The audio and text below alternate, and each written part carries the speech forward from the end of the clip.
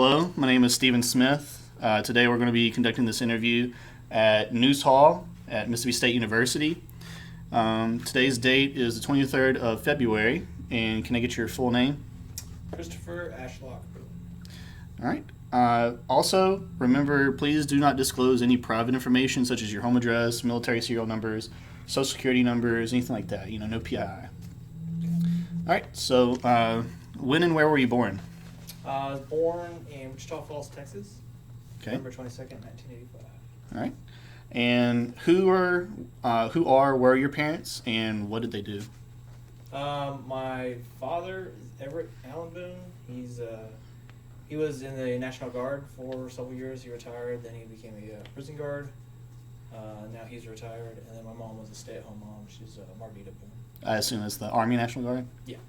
What rank did he get before he left? He retired at E6. E6? Okay. Do you have any siblings? Yes, one brother, one sister.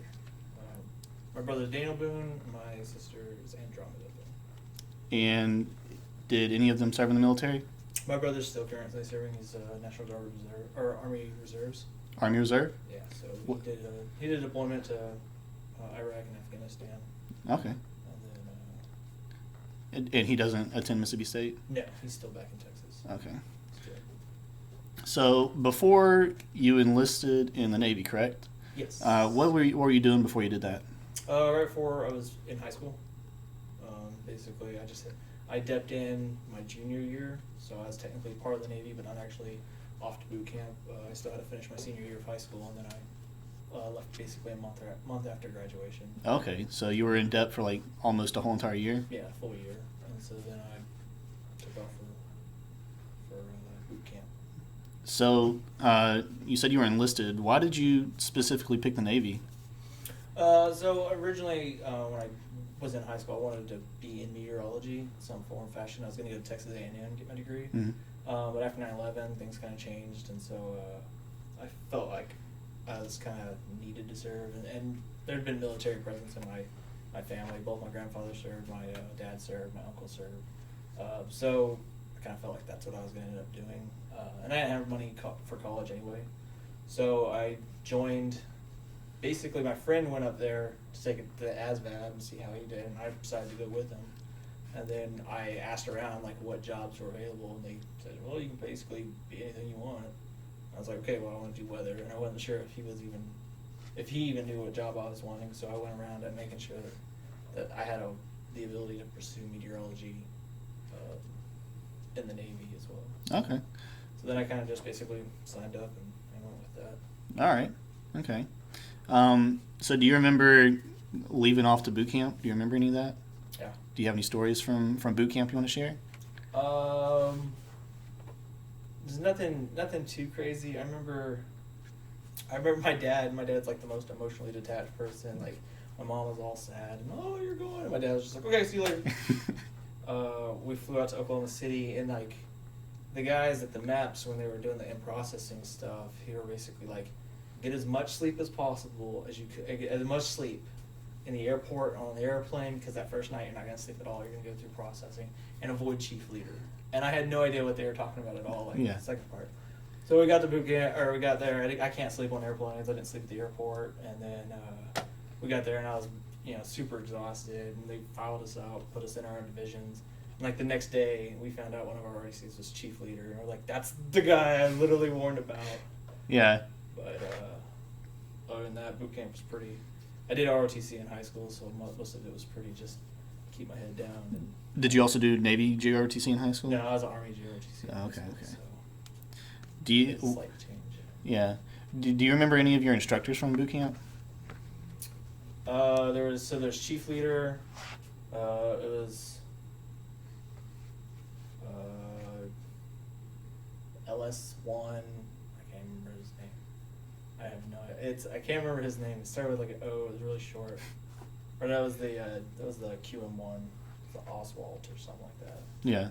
I couldn't remember those two. I remember one of them was he had a girlfriend with his wife. He'd always tell his stories, and his old sailor. He was the salty guy who was just kind of basically at his 19-year mark, and the other guy was still pushing for chief. Yeah. And then the chief was just the guy who yelled at everybody. So he fit the bill pretty good. Yeah.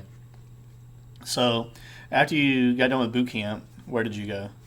So after that, I went to Keesler Air Force Base for my tech school, or y'all's A school, or our A school, y'all's tech school. Mm-hmm. And so we were there for 3 months, and that's where basically trained up to be a weather observer. Yeah. Initially.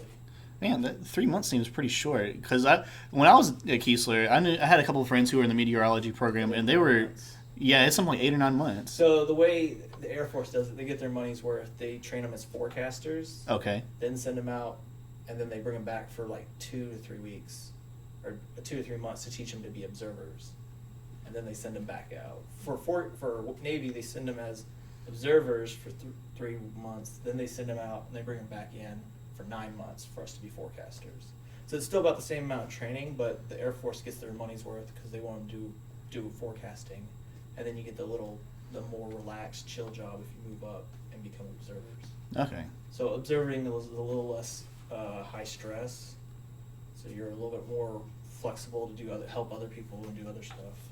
All right. And usually you're more seasoned and experienced because you've done forecasting elsewhere. That's how the Air Force works. For us, we're the observers, and then we, all we're doing is taking the observations and then helping out the forecasters.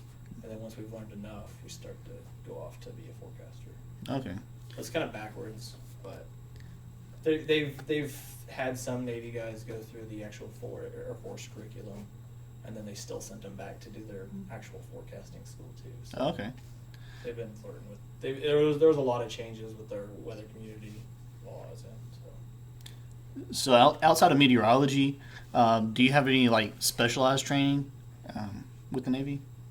Nothing really. Like everything I did was pretty much in-rate, job related. Like I didn't do anything like flying helicopters or fixing LCACs or gun quals or anything like that. Because our job is kind of very specific, and again we're a very small rate. There's only like a couple hundred of us compared to like a musician there's only a couple hundred of them, but QMs and boatswain's mates had thousands, if not tens of thousands of people. So we were very specific and do your job, and that's it. Like you don't really get a lot of other tasks because there's just not a lot. There's if we get busy doing something like line handling or something else, then there's nobody to fill our gap. There's usually only 1 or 2 of us working at a time. So when you finally you got put on a boat, right?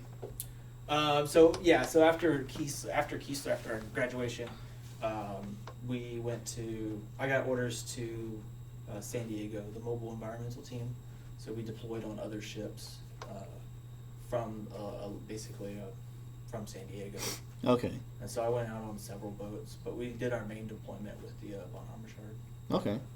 So when you were out there on the boats, or in military life in general, like how'd you adapt to it? Did you adapt pretty well to it? I feel like I adapted fairly well. I was kind of decent at like existing on my own, like as far as being like kind of coming into a group and then just adapting with what was required, I guess. Yeah. I felt like I made friends and associated fairly easily. I was fairly independent. I was able to function on my own. Didn't really need my parents for anything, so I wasn't reaching back to home. I wasn't really reliant on other people, I guess, as much. So Okay. very flexible. So so even when you were like adjusting like to the food, and even when you weren't doing your job, like the off duty type of stuff, you seemed to do that pretty well. Yeah, for the most part. Like I mean, when we moved out of the dorms, the barracks finally, it was 3 other guys that had they were both older when they joined the military, so they were in their 20s when I was like the 18, 19-year-old. So now they were pretty well aware of like how to kind of exist in an apartment and stuff like that. They kind of showed me the ropes, like, hey, this is how you exist and not let dishes pile up or the being an adult, I guess. And so, and again, I was in Germany, or not Germany, but I was in San Diego, so it wasn't you're still basically in the United States and just living in an apartment. Mm-hmm. You just had your job was different. You just deployed. I mean, the deployments were the only time that it was really felt like you weren't just doing a normal job. Okay. So, where all did you get deployed to? So the first ship I went on was the USS Pearl Harbor. We just went out to Hawaii and back. So we got trained up. And we trained up their QMs on their weather experience because they're not actually weather forecasters or weather observers, but because they're a smaller ship, they are in charge of the weather when there's no weather person on board, and it can be kind of hectic because they don't always know exactly what it should be. So we always train them up to make sure they have the best information possible. The second trip was me training up 2 other people. That's when we went down to Acapulco, Mexico, on the USS Ogden, and then we did a trip back out to Hawaii on the USS Peleliu, and then we got moved over to the Bon Harbor Shard. That's when I did my real deployment. It was a 9-month deployment, so we went over, stopped in Guam, Singapore, then pulled into Bahrain, Abu Dhabi, Dubai, or Jebel Ali was the port, and then we hit Perth, Australia on the way back. Okay. And then stopped at Hawaii. So it was a deployment to the Middle East basically, and did the whole Straits of Hormuz transit and all that fun stuff. Throughout all those trips and everything, do you have anything that any of those memories that just pop out at you? There's definitely plenty. Like I got to go scuba diving in Guam. That was like the first time. So that was pretty unique and cool. Dubai was it's definitely a unique stop. When we actually did the Straits of Hormuz transit, we came in with 2 carriers. It was a pretty unique in the sense that normally they sneak the carriers into the Gulf, but this one is a real show presence. So they literally did it in the middle of the day, and it had a nice long line of all the ships that were coming in. It was kind of a wave to Iran, like, hey, we're coming in here, don't mind us. Wow. So they had the Iranian gunboats like right off the side, and they kind of follow you along as you go. So that was pretty unique. And then we had a Haboob pop up off the coast of Iraq and Kuwait because we were dropping off the Marines. So it's basically a thunderstorm that collapses over the desert, and then the outflow boundaries pick up a lot of sand, and then you have it's kind of like a temporary sandstorm. It's really short-lived, and so I was looking at the satellite and I was bothering my weather forecaster like, hey, are we going to put thunderstorms in the forecast? You're going to put thunderstorms in the forecast? And he was like, I don't know what you're talking about. Like, they're staying to the north. And then, sure enough, it fired up over us. And that's kind of where I really felt like I had a better understanding of what I was doing my job than some of the others. So that was my proud, like, I was right, you guys are wrong. Who's the weather forecaster moment? Yeah. How many moments? I know with weather forecasting, it's like you're kind of expected to be wrong a lot of times. Like, how often were you right? Like, with weather forecasting, or is that even remotely how it works? It's not really like. So there's kind of 2 like forecasts that kind of get put together. There's when you're talking about like an operational forecast, that's really one of those things you're not going to get wrong.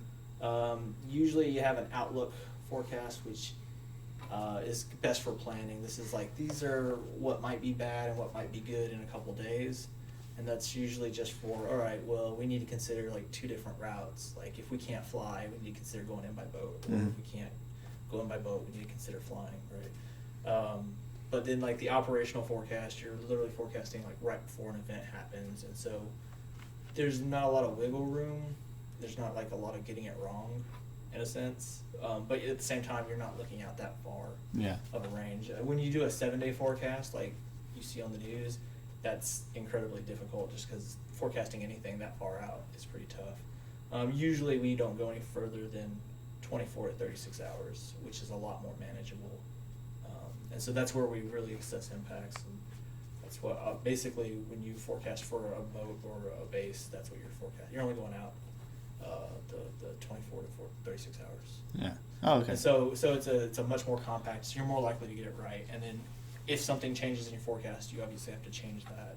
And then you have a little wiggle room with like temporary conditions where you can say, hey, we're expecting some rain showers around this time.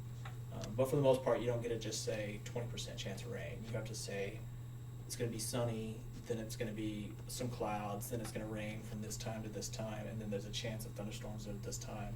And then after that, it's going to start to clear up, or fog until this time. Okay. You have to give it really by an hour breakdown All right. of how the day will go. So I remember hearing you say something about Ramstein. Were you stationed in Ramstein at one point? Yeah, so after we came back from our deployment to San Diego, I did another quick underway with the USS Ronald Reagan. We just trained. At that time, I was one of the senior observers. So I was training up one of their teams, and then went back to Keesler for my 9 months of forecasting school. And then after forecasting school, I got orders out to Germany with the Air Force, the 21st Operational Weather Squadron. That was where our Navy detachment. They basically, while they were shuffling up our rate, they consolidated a lot of the other the guys down in Rota, Spain, and Naples, Italy, and I think it was Suda Bay, Greece. They basically converged them all into one spot, and then handed the mission over to the Air Force, and then gave up some forecasters as well, and said, all right, like basically it became one mission, one fight, but 2 UX and different awards. But other than that, we weren't a joint command, but we basically did the same thing. Yeah. Okay. So then I was stationed in Germany for 3 years. So. And was that the last place you were stationed? No, after Germany, so I did 3 years in Germany, travel around there, got to see some sites, and I did space shuttle support. Oh, okay. So when the space shuttle launches, there's alternate landing sites on the other side of the Atlantic in case something goes wrong and they have to make an emergency landing. Mm-hmm. Anything after like 5 minutes, they can't return back to Kennedy. They have to land. They're already too far downrange. They have to land either at one of the bases in Europe. And so we'd launch weather balloons, and we'd have one of the astronauts flying, making sure the alternate landing sites were good to go for any of the launches. So during the final missions for Endeavour, Atlantis, and Discovery, we were out there at one of the airfields launching weather balloons. Oh, that's pretty cool. Yeah. And so then we were there. We also did volcanic advisories when the Iceland volcano Eyjafjallajökull erupted. Okay. And, like, blocked all of travel over Europe. Like, there was basically no one was flying in or out for like about a week. And so we were doing the advisories for that, and then we did some of the initial forecast when the events in Libya went down, and so we were doing their first joint operational forecast. After Germany, we went to the USS Blue Ridge, which was stationed out of Japan. Did 2 years on the USS Blue Ridge at the 7th Fleet staff, and then after Japan, went to Stennis Space Center down here in Mississippi, and so we did submarine forecasting out of there. And so after that, I basically got out from there. So how long were you in the Navy? Nearly 12 years, so 11 and a half years. Okay. 11 3/4. So the entire time that you were in the Navy, well, more specifically, when you were, like on the boat or in deployment, like a deployment type situation, did you really try to keep in touch with like family and friends back home, or? For the most part, yeah. I mean, when I first joined, like there was a lot of letters and postcards being written from boot camp and even A school, pen pals and stuff like that. I was in San Diego when I got my MySpace account, which most of my high school friends had gotten to MySpace. Then Facebook came out, and when Facebook first came out, you had to have an actual EDU account to sign up. You had to be at college, so I wasn't able to join, but half my friends left MySpace to join Facebook, and so I was like struggling to keep in touch with some friends. Then they opened it up to everybody, and then half my friends were all over the place, but the internet and definitely social media allowed me to keep in touch a lot better than what had been prior, I guess, because again, prior to that, we were just basically writing letters. Okay. And of all the people that you served with, did you feel like you had like really strong relationships with a lot of them, or no? Or maybe not a lot of them. I mean, you had that sense of like PCS friends, where you'd basically move somewhere else and you'd kind of like fall out in the sense that not like you just weren't working together all the time, hanging out all the time. So you just kind of, you're almost like friends of opportunity in a sense. Like you were working together and living in the same area, so you kind of became friends. But I definitely held on to some of the, I guess, some friend from basically each spot. Like one of my close friends, Kirk Todd, he was stationed with me in San Diego. He did the deployment with me on Bomb Armor Shard. He showed up halfway through my forecaster school. Showed up to me here in Germany. We were stationed together, and then I went out to Japan. And then by the time I got back to Mississippi, he was still in Mississippi, and then he was going off to Japan. So we ran into each other a lot. It's just a small career field, so. It was one of those, you kind of keep track of your really close friends, but everybody else kind of became just more like associates, is what I guess. Yeah. Okay. So when you had your downtime and you weren't having to be on duty, what did you end up doing for just recreation?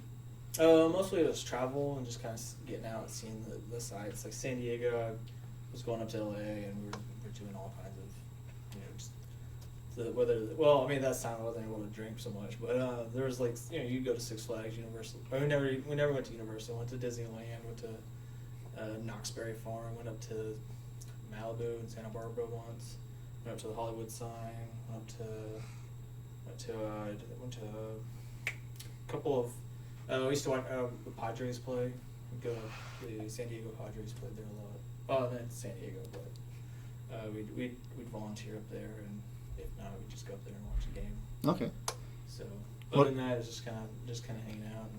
So like when you were in Germany, you kind of did the same thing. You just. Germany was a little bit different. Germany was a lot more traveling. If I had a 3-day weekend, I'd definitely try to hit the train out to Paris or fly up to Finland. I never went to Finland, but went to Sweden, Norway, Scotland, England, Luxembourg. We drove out to Luxembourg or Belgium a few times. Drove out to France. Drove down to Austria or Switzerland. Fly out to Spain a couple times. Italy, France.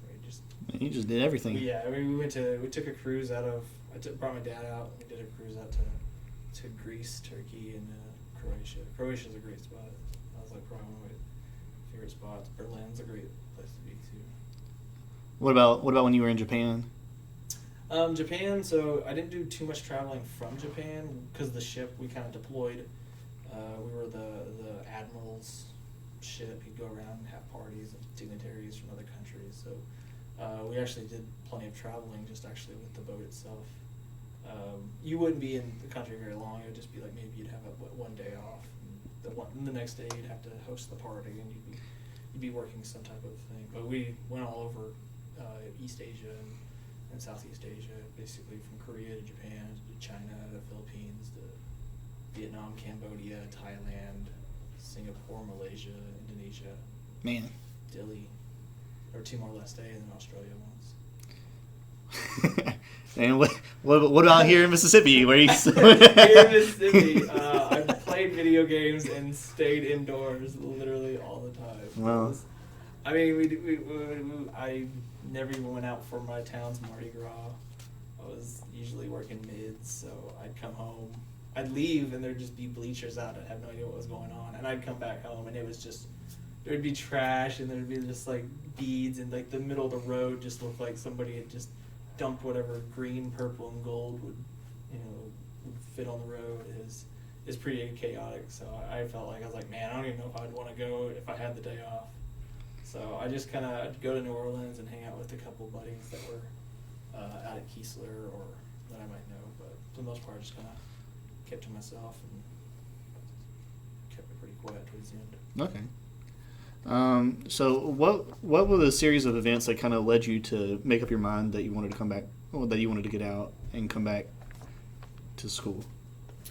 So I mean, initially, like when I first joined, I was thinking I'm just going to do the 4 years and get the money for college, and then I'm gonna call it, head back to A&M and go to school.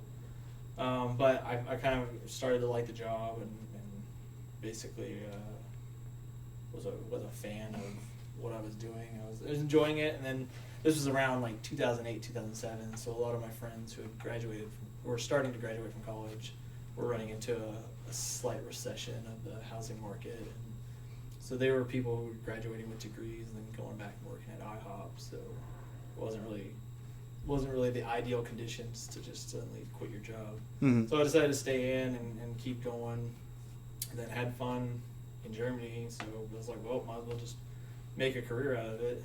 And then things all kind of changed in Japan. Basically, we were in Australia and got caught staying out past midnight.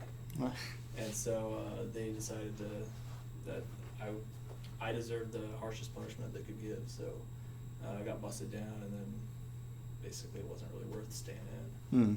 So I just kind of waited for my time to wander. And then there was other, not political stuff, but like office policies or office politics with how the weather forecast became. It became so much of a do more with less. Here's more work, here's less manning. So they'd be, what you used to have 3 or 4 people doing,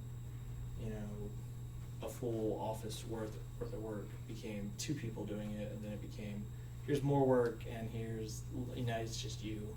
And so there was less oversight with the weather aspect of it. Like, here's my weather forecast, but the only people who were looking at it were officers who had no idea what the weather was. They were just looking for typos and other stuff. So it almost felt like the weather wasn't really, that was like the secondary part. Like, it wasn't as important as whether everything was capitalized or the punctuation. So it just became one of those. I didn't feel like I was making the difference that I initially thought I was. So Okay. decided to get out and come to Mississippi State. All right. Well, since you've been out, how do you feel like you've adjusted to civilian life again? So far, so good. I mean, it's been almost a year since I got out, because I got out in March. Initially, it was I went back home and spent a lot of time with the family just because I'd been gone for so long. And I went back and visited when I could, but it wasn't nearly as much. Or we realized, how much we actually, how close to the family we actually were. So I kind of caught up and hung out and missed out, because you miss out on a lot of stuff as far as just stories that you slowly got phased out of. My mom would easily retell a story where I was there, and she'd say it was my brother instead of me, and so it became this almost like this hint where it's like my mom and dad saw more on my brother and sisters than they did me. So Yeah. I went back and it's definitely spent some time there, but I feel like I've been adjusting, I guess, fairly well. It hasn't really run into anything too crazy. Okay. Adjusting to school initially was pretty tough, just because trying to remember college algebra from 12, 13 years ago is quite a task, but I feel like I've done okay. Yeah. I just want to go back a little bit. You said you made it to like the ports of Iran and that a lot of the Middle Eastern places. Did you have like a direct impact on what was going on, like with war efforts, or were you more of a like auxiliary type of? We were definitely more. We're more like kind of an auxiliary, almost like a deterrent, like because so on the amphibious ship we brought a bunch of Marines basically with us. And then after we dropped off the Marines in Kuwait, they went in country to Iraq and did their deployment like normal. Mm-hmm. And so we just kind of spun circles out in the Gulf, kind of looking for stuff to do. I mean, there was things we did. We launched Harriers, and they do their close air support. We'd basically mitigate. They'd bring all the mail and supplies basically out to our ship, and then we'd fly them out to all the smaller ships. And then we were chasing pirates, but it was kind of silly because there were smugglers and pirates going through there, but we're almost just a show of force and a deterrent in a sense. So we would constantly sometimes we'd make ourselves well seen and well known that hey, we're here. Other times we were trying to do a little sneakier stuff where we'd send LCACs out and just kind of buzz around just to let people know where we were at or what we were doing. Okay. So for the most part, we were more of a support role. Yeah. We did weather support out to some of the units on our actual deployment, because the group got split up, so there were people all over the place. So we weren't just focused on what we were doing there. We were still sending out weather forecasts to other units. Okay. So we were still much a support role until the Marines got back, and then we basically left. All right. So, the people that you do you keep in contact with some of the people that you served with? Mm-hmm. You do? Yeah, I mean, I haven't talked to Kirk Todd in a while, but one of my friends we met down at Sten Space Center. He's a big video gamer, and so just staying in playing video games, he would we keep in track, and we play video games still all the time. Another friend keep in touch with. Plenty of actually, I have a lot of Air Force friends just because my time out in Germany. We went down 2 or 3 weekends ago down in New Orleans. Mm-hmm. He's down in Keesler for a couple weeks of training. So he said, "Hey, we're going out to New Orleans." So I drove down there, spent the night, and partied up a bit. All right. Okay. So are you, since you've been out, have you joined any veteran organizations such as the American Legion or the Veterans of Foreign Wars? I haven't joined the VFW yet. I am eligible, but I just haven't gotten over there. I joined the American Legion back in Texas. Mm-hmm. When I was there. My brother, we signed my brother and my dad up, and then my sister's fiance he's an Air Force. He's an Air Force. He's still in the Air Force, but he was signed up, and he went over there, and so we would go up there a couple times.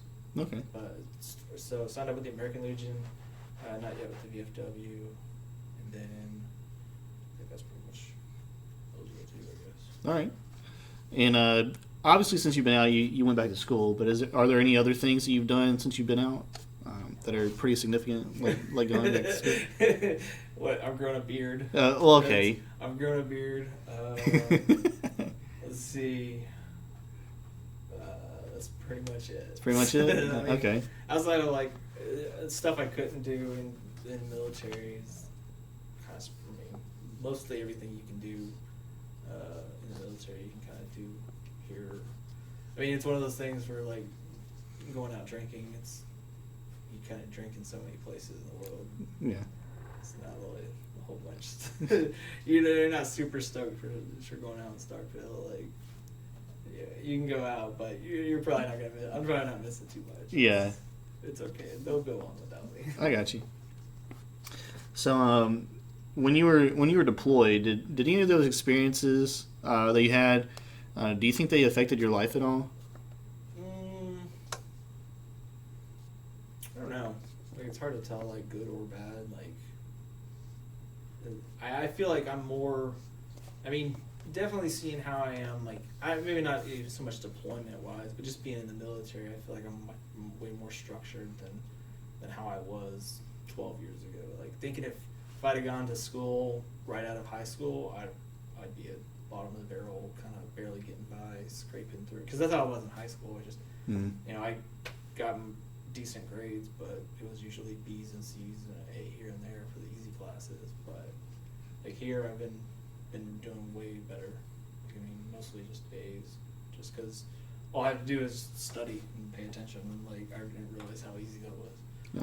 Okay. Yeah. In high school, I was just immediately distracted by anything, and I just never focused on school. And so here, I bring that same I guess level of discipline where going to school is my job basically. And so yeah. I didn't realize how much effort you can kind of put into it, how easy stuff can kind of get.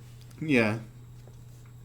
So, what would you say you've had any life lessons from your military service? Yeah, don't stay out in Australia. Even though it was fun, Australia. It was Darwin, Australia. They did the crocodiles, that cage of death thing. There's a plexiglass cylinder they put you in. They drop you in this crocodile tank, and the crocodile just runs around. We were doing that, and then we went to a bar right next to our hotel was right next to that. Yeah. And we went to the little bar next to that. And so, yeah, don't stay up as the midnight. But all right. I mean, other than that, like I said, like I've kind of picked up on the discipline of just being able to do your job, I guess. And Yeah. I'm just surprised at how much a little bit of effort goes. I mean, it kind of carried over here too. I mean, I will see when I get in the civilian world. I still feel like I'm not really in the civilian world because in the sense like there's still like a script here. Like I still have a schedule of things I have to do. Whereas like in the civilian world, like or when you go do go work somewhere, then the question is like, are you really working by a script, or are you basically going to be able to dictate how much gets done, or what how many calls I make, and how much of a follower I am, and how much of a leader I'll be. So one of the things I've heard is that from someone else, they've said that doing like going back to class, they have to they struggle a little bit to find the motivation to go and to do the homework and stuff, because what they did in the military was more life or death than studying for a test to make an A or B on it. Do you feel the same about that?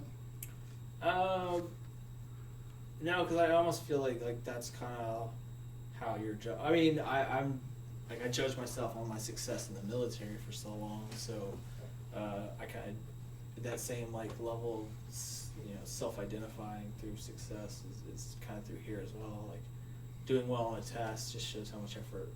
It's one of those you kind of learn the attention to detail in the military because it's important, because it's such a big deal. Here it's the same thing. Just you do the best. I do the best just because it's what I'm doing, I guess. I don't know, like to say that I wouldn't study because everything's like things are they're more life in death in a sense.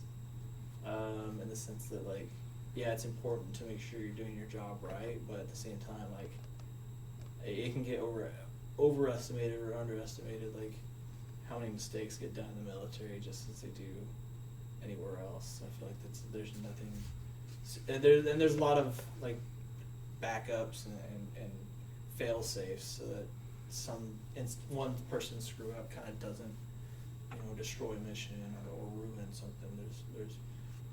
I feel like there's a lot of oversight and a lot of like almost micromanaging in a sense.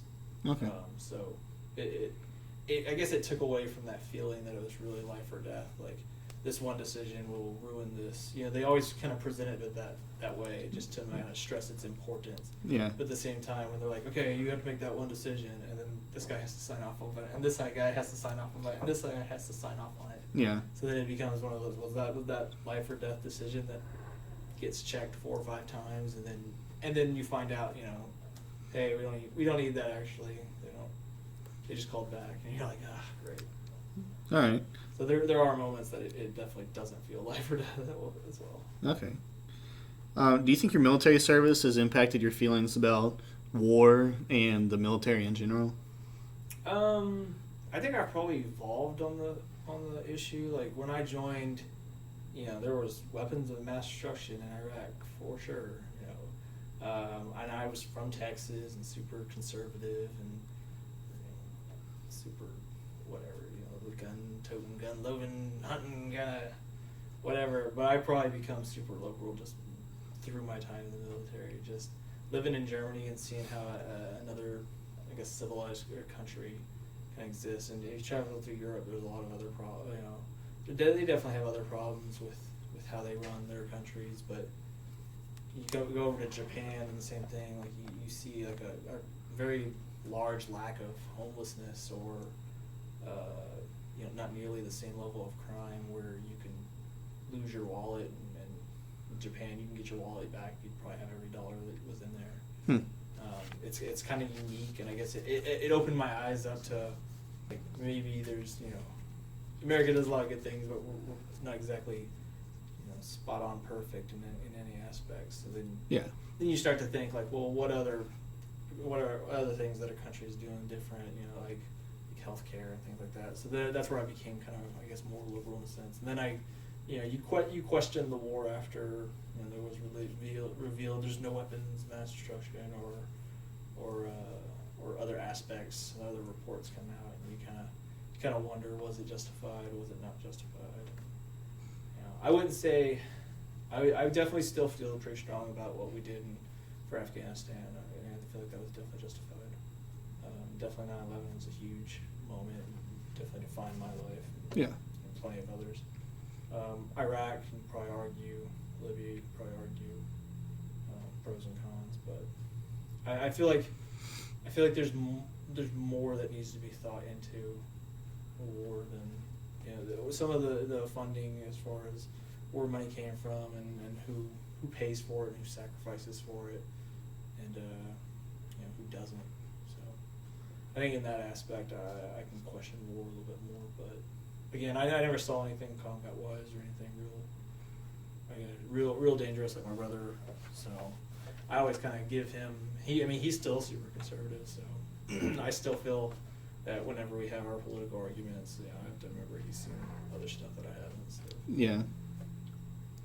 So, if you had a message you could leave for, like future generations or other people who would possibly watch or listen to this interview, what would you leave for them or say to them?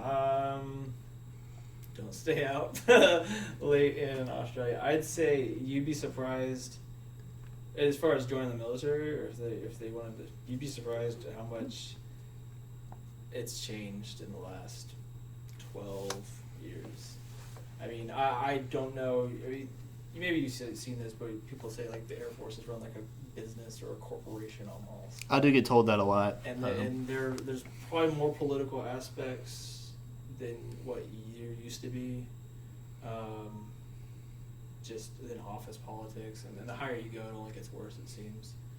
The airmen taking out the trash. I don't care whether it's for this president or for this, policy or for what. But once you get a little bit higher up, then you realize like this is why we can't say these things to this country. This is why this country. This is why we have these silly rules in this country because this event occurred, and then we're on testy waters with that other country and.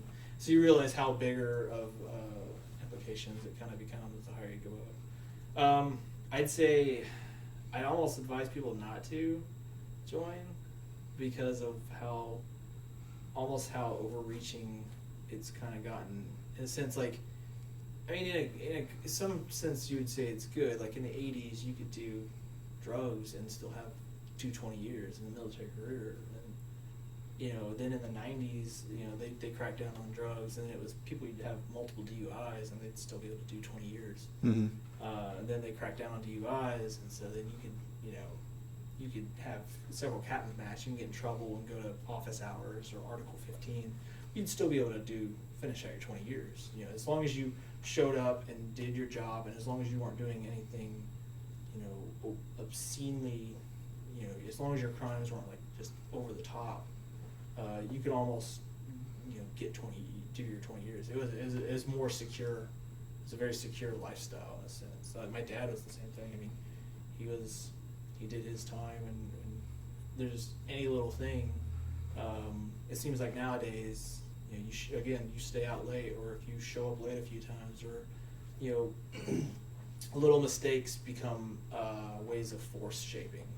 So the fact that they need to draw down forces because the war is de-escalated, mm-hmm. They use little mistakes to kind of find ways to kick people out in a sense that they don't need people. They don't need as many people. They did it with the ERB. They had people that were they had to get rid of so many people, and they were like, well, we don't, nobody wants to get out, so they just started, cutting people. So these were people who planned to do 20 years or were really good at their job and weren't doing anything wrong. Mm-hmm. And so they were just basically shown the door. And so I think the idea that the military's has changed as far as what used to be. You could join, and as long as you showed up and did your job, you could do 20 years, almost guaranteed. Now I feel like it's probably like any other job. You'd have to compete and outwork people, and then that's the problem is like now that it's gotten to that way is where it's super competitive. Now it becomes a little bit more backstabby, and people are always positioning themselves so that they're not going to be the guy who's cut, or they're not the guy who's basically getting in trouble and losing his spot. Yeah. And so it becomes a little bit more kind of political and cutthroat, which is fine if you go into it with that mindset. If you're ready to if you have no problem with that, then, or if your ducks are in a row and you're good, then it's fine. But it's really tough to just say I'm going to go 20 years and never make a mistake. Yeah. No matter how small. Yeah, I've only been in for a few years, and I definitely see that where people you work with not right now. I'm not working with them every day, but every time I see them, I have to remember that they did this or they got docked for that, and it's always something stupid. Yeah. Oh, or at least to me right now it in seems. some cases, like it definitely makes sense, but like I feel like sometimes it's such a knee jerk reaction. Like I think somebody there were people who they got drunk and beat their wife and they walked away with like a lesser punishment, and then it didn't like line up then when somebody who plugged in their iPod into a government computer and they got like the maximum punishment for it. It was one of those like there's no consistency, and it's really difficult for somebody to say, well, it's okay because he's this far along in his career and we don't want to ruin his take away his career, and then it'd be like, yeah, but we're willing to take this guy's career down to an inch from being out of his existence, and that's kind of why I ultimately got out, just because it was less in control of me being able to do 20 years. Like anything else could have popped up, and it would have been gone. Like you're done your time. So it was one of those like, why keep investing years into something where they could pull the plug at 19 or 18 years, and like they've done that. They did that with some of the people. I mean, I don't know how often or how persistent it was. There were PRT failures where people genuinely couldn't run a mile and a half after so much time, and they're at 18 and a half years, and they're just like, see you later. Yeah. So it was kind of one of and there's a political reason. Again, you want to save money, and retirees cost money, but it's just kind of sucks to do that. But so again, I walked away from that in the sense that I'm fine with being competitive for a job. It's just I guess the idea that it's as safe and as stable of a career choice as it used to be is not what it was. Who knows? Maybe there'll be a new war. There'll need more people. Yeah, you never know. Chris, do you think there's anything that we haven't discussed that we should that I haven't asked you about yet in this interview? There's definitely other negatives and positives. Mm-hmm. There's like you said, camaraderie. Once you get in certain places, there's camaraderie is unmatched.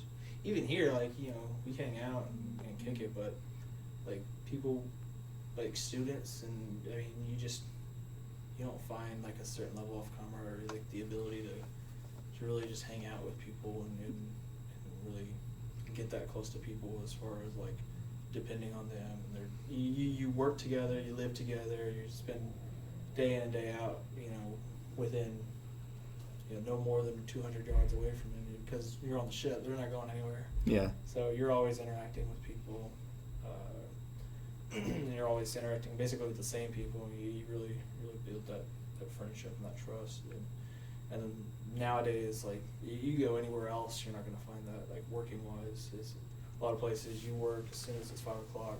Don't talk to me until tomorrow at 8. Like, yeah. They don't want to hang out with anybody at their work, and that wasn't really a choice for the Navy. You were in the military, you spend a lot of time. And then one of the negative things is there's definitely stresses on relationships that kind of gets missed in the military lifestyle. Yeah. There's definitely stresses and long distance relationships that kind of take a burden that a lot of people don't. I guess a lot of people take for granted just how flexible you are to just be able to quit everything and just drop your hat and go move to Colorado and be with someone you love, or you can't really do that in the military. They basically have to come with you, and that's kind of it's a lot to ask for a person, so it can be pretty stressful. Yeah. Okay. Well, Chris, I'm glad I was able to interview you today and kind of get your story about your military service. Yep. Anytime, but it's probably not going to change.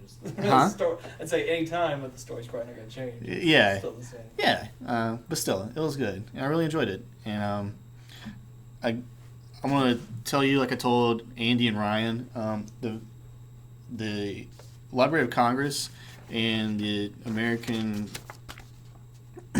the American Folk Life Center are working on this thing called the Veterans History Project, and what they're doing is trying to collect and preserve personal war stories and other documents from America's veterans, because their philosophy is that everybody's service is important, no matter how insignificant they may feel it is.